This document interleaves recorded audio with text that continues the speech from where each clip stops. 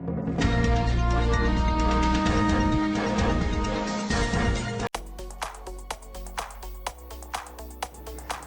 video viral di media sosial yang memperlihatkan detik-detik ponsel seorang pria meledak dan terbakar secara mendadak saat dirinya diduga sedang bersantai. Dalam video yang diunggah akun Instagram @makassar_info, ponsel seorang pria yang memakai pakaian putih tersebut meledak dari saku celananya. Tampak dalam video pria itu pun kaget dan beberapa teman-teman di sekitarnya juga ikut kaget.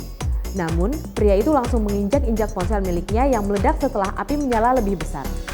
Unggahan itu pun mendapatkan perhatian dari beberapa warganet. Salah satu warganet mengira bahwa ponsel tersebut menghidupkan flashlight tanpa sengaja hingga panasnya mempengaruhi ledakan.